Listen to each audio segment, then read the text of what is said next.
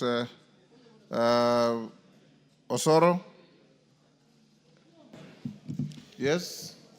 What is your point of order, Janet? Mr. Speaker. Osoro, take your seat. Mr. Speaker, thank you for your indulgence. Mr. Speaker, it is worthy to take note, in line with what the chairman of the CDF committee has said, that all the money that was due for the CDF was disbursed by 30th of June 2025. You need to share with members here, because we are our enemies. We are the people who create fuss. When we speak here, we don't know we are speaking to the public. We say, oh, money has delayed, this has happened. That's what makes people hate CDF. But tell members that all the monies have been paid. There is no arrears. Musa Sirma. Honorable Speaker, I wish to confirm to the minority leader, who is the member to the House. And the House. And the country. And the country, that all the money which was due for disbursement in the last financial year by 30th of June have all been released to the board and disbursed. Some have been disbursed of projects which have been approved by the board to the various constituencies, and money is in your accounts. So you need to conform to certain regulations in terms of e-procurement, so that you can be able to use that money. So that is the only part, and I'm sure those of you. You've said so many words. So what you are saying is the national government has discharged its honors in disbursing all CDF funds. In short. The rest is administrative. Yes. Excellent. Thank you.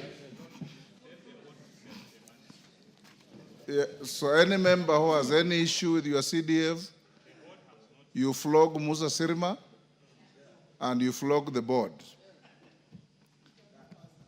Go on, Osoro.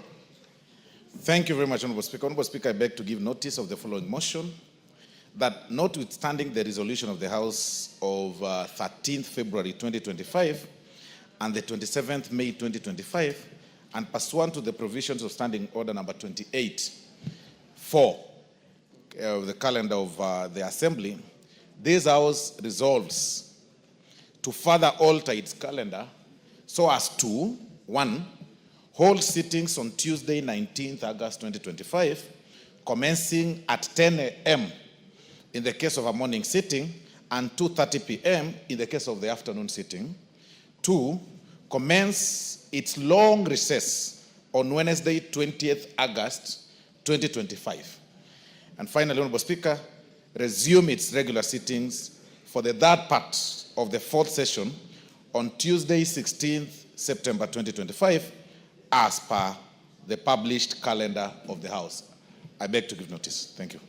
Thank you, and be on hand to move this motion tomorrow afternoon.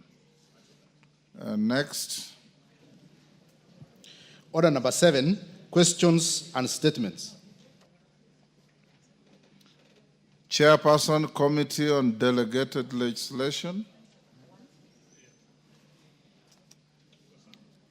Where is Chepkonga?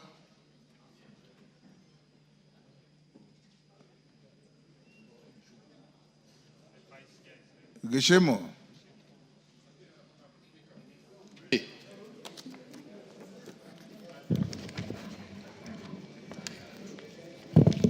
Thank you, Honorable Speaker. I wish to give a statement on status of statutory instruments before the Committee on Delegated Registration, pursuant to Standing Order 44.2D and Standing Order 210.5A. Honorable Speaker, I rise pursuant to Standing Order 44.2D and Standing Order 210.5A to report to the House the list of the statutory instruments approved under paragraph 4A. The Committee on Delegated Legislation is constituted under Standing Order 210 of the National Assembly Standing Orders, and it is mandated to consider and scrutinize statutory instruments submitted to Parliament to ensure conformity with the Constitution, the Statutory Instruments Act Cap 2A, the Act of which it is made, and other relevant written laws. I therefore wish to inform the House on the regulations that the committee has considered and approved pursuant to Standing Order 210-4A of the National Assembly Standing Orders as required by the standing orders. During the third session, which commenced on the Tuesday, 13 February 2024 to 11th December 2024, the committee received 107 regulations and approved 71 regulations pursuant to Standing Order 210-4A. In the fourth session, which commenced Tuesday, February 2025, the committee has so far received 55 regulations and has approved 29 regulations pursuant to Standing Order 210-4A. I beg to table a detailed list of all the regulations that the committee has considered in the third session and in the fourth session as at 31st July for the House to note. I wish to appreciate the Honorable Speaker and the Office of the Clerk of the National Assembly for the facilitation that the Committee on Delegated Legislation has been accorded, which has enabled it to consider the statutory instruments referred to it within the timelines as provided in the Statutory Instruments Act, Cap 2A. I also like to appreciate the committee members and the secretaries for their diligence and timely consideration of the business before the committee. I submit, Honorable Speaker. Thank you, Honorable Gishimu. Honorable Chair of Committee on Energy, is Gikaria here? You are supposed to respond to a statement requested by Honorable Naisula Lesuda. Yes, yes, Mr. Speaker, I have the response. Order. She's not in the House. Yeah. She's sought leave from the Speaker, to be away this afternoon or for some part of this afternoon. So we'll stay the statement to tomorrow afternoon. Yes, Honorable Rai. I was supposed to receive a preliminary report regarding a statement I did ask about Charo Mai, who was abducted on the 16th of July, 2024. Tongoyo. Where is Tongoyo? He's been here. Raso. Does your committee have that preliminary response? Thank you, Mr. Speaker. We do not have a response, but in any case, the minister will be appearing before us this afternoon. Maybe the honorable colleague will be in his place to put the same to the CS. Okay. Thank you, Mr. Speaker. Wait for the minister. He's coming this afternoon. Honorable member, yes, Omongina. Thank you, Honorable Speaker. Honorable Speaker, I have stood for a point of order, which you referred yesterday.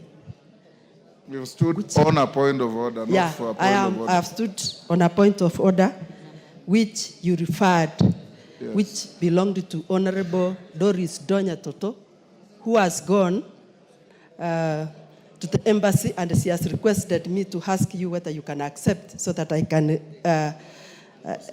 proceed and get the statement answered, if it is there today. You cannot.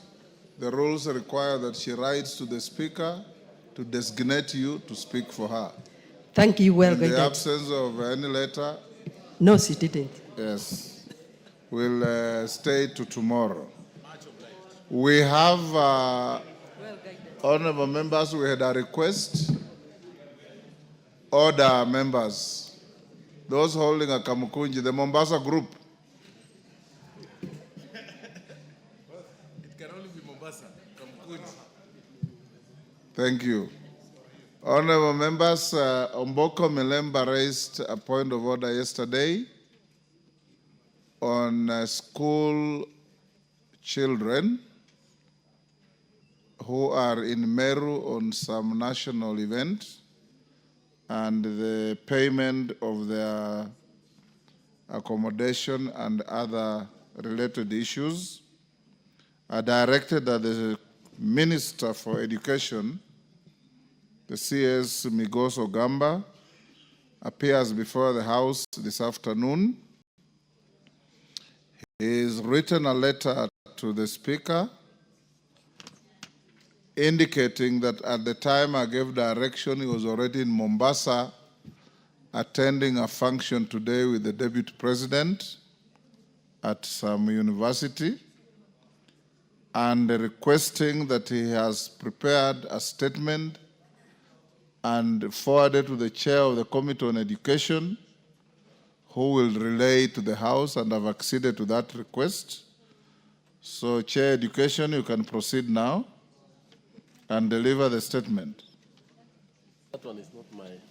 I'm not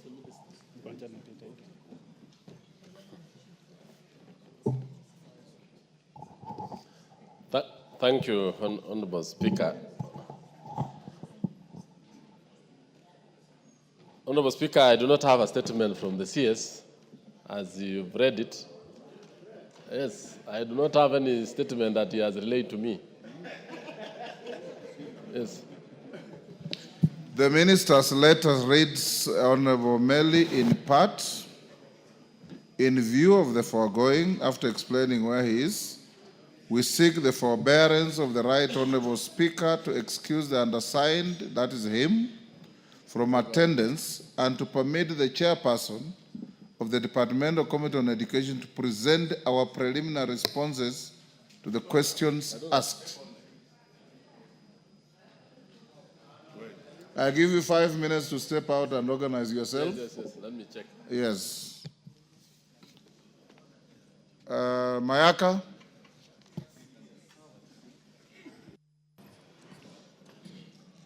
Thank you, Honorable Speaker. Honorable Speaker, I stand to give a general statement regarding the performance of the Harambee Stars in the African Nations Championship. Honorable Speaker, pursuant to the provisions of Standing Order 25(9)(d)(2)(b), I rise to extend warm congratulations to the Kenya national football team, the Harambee Stars, for their exemplary performance and hard-fought 1-0 victory against the Democratic Republic of Congo, the DRC, in the opening match of the African Nations Championship, CHAN 2024, played at the Moi International Sports Center, Kasarani. Honorable Speaker, we express profound appreciation to His Excellency Dr. William Ruto, the President of the Republic of Kenya, for his unwavering support to the team, including ensuring the timely completion of the stadium, facilitating logistics, and attending the match in person. This commitment has greatly contributed to the team's morale and success. Honorable Speaker, our mighty Harambee Stars deserve our collective hearty congratulations as a house for their well-earned victory over the DRC. This achievement represents a significant source of national pride and exemplifies the power of unity, resilience, and the determination of our people. The historic win secured by midfielder Austin Odhiambo's decisive goal just before halftime marks a significant milestone for Kenyan football, as it is the first time Kenya has a CHAN victory over the DRC, a two-time champion.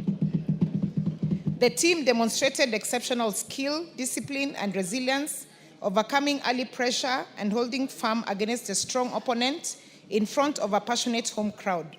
Special recognition is due to Austin Odhiambo, also known as Rolls-Royce. Honorable Speaker, we also commend the leadership of the coach, Ben McCarthy, and the dedication of the entire technical support staff for their crucial role in preparing the Harambee Stars for this important triumph. The commitment of every player and the staff member has inspired millions of Kenyans, uniting the nation in pride, and hope for the progress of our football. I salute the fan who rallied the team to its resounding victory and encourage them to keep up the spirit. As the Harambee Stars gear up for a subsequent match in the competition, we reaffirm our full support for their campaign. Their performance reflects the potential that can be achieved through hard work and dedication. We trust this victory will inspire further excellence. Honorable Speaker, I urge all honorable members and the entire nation to stand in full support and rally behind the Harambee Stars as they strive for their success, including attending the matches. And we say hongera to the Harambee Stars. May they continue to make us proud. And we do confirm that all the players and the technical team each got 1 million shillings from His Excellency the President. And may they continue to keep Kenya proud. God bless Kenya and God bless Harambee Stars. I thank you, Honorable Speaker. Thank you. We wish them well. They will be on parade again tomorrow and Sunday. Chege Njuguna, member for Kandara. Thank you, Honorable Speaker. Honorable Speaker, I rise to request for a statement regarding the completion of MATIANG'I Muroka-Kamurogo Road. Honorable Speaker, pursuant to the provisions of Standing Order 44.2c, I wish to request for a statement from the chairperson of the Departmental Committee on Transport and Infrastructure regarding completion of construction of the MATIANG'I Muroka-Kamurogo Road. Honorable Speaker, MS Nochmok Suppliers Limited was awarded a contract to construct the JCT A2 MATIANG'I Muroka and JCT B23 Kamurogo Road. Honorable Speaker, the construction sum allocation for the property was Kenya shillings 119,363 Kenyan shillings, and the works were set to commence on 20th August 2021. Regrettably, only a stretch of 850 meters out of 13 kilometers has been completed to date.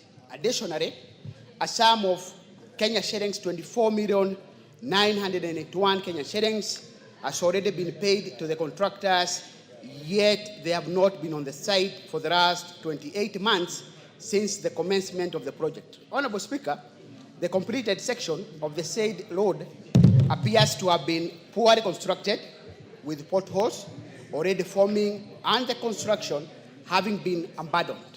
Honorable Speaker, it is against this background that I request for a statement from the chairperson of the Departmental Committee on Transport and Infrastructure on the following. One, Honorable Speaker, reasons for stalling of the MATIANG'I Muroka-Kamurogo Road from 2022 to date, despite the contractor having been paid part of the contract sum by the government in fulfillment of its obligation.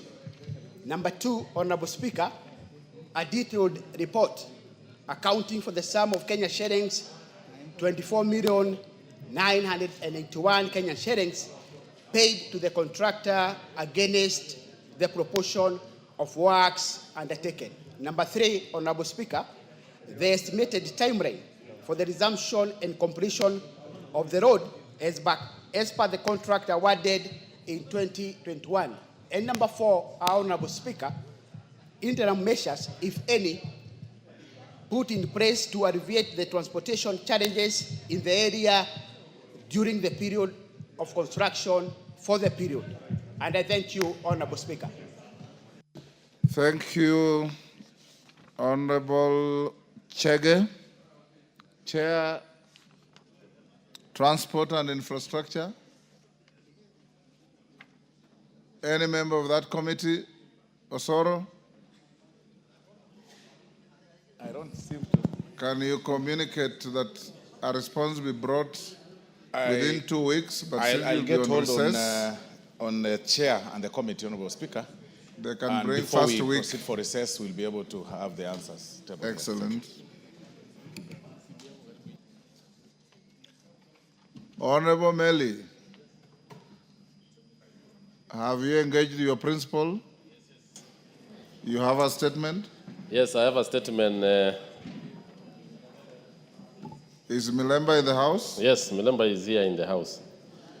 And it was not just Milemba, several other members did weigh in. Yes. Go ahead. Thank you, Honorable Speaker. Honorable Speaker, as you directed, the CS has provided the information as follows. Honorable Mboko Milemba did ask the question on that the CS should provide details on the funds allocated by the Ministry of Education to public primary and secondary schools for co-curricular activities, specifically participation in the national ball games and the Kenya music festivals. Honorable Speaker, it's also important that I point out that this is a perennial problem that has affected schools. This is a perennial problem that has affected schools over the years, where the Ministry of Education fails to give enough funds. And it would have been good that the CS and the relevant state officers be here to answer these questions appropriately themselves. However, he has indicated as follows. The Ministry of Education allocate funds for co-curricular activities as part of the annual capitation for primary, junior, and secondary school as follows. 1, primary schools co-curricular funding is embedded within the free primary education voted, with a portion dedicated to sports, games, and performing arts, drama, and music festivals. The sum of Kenya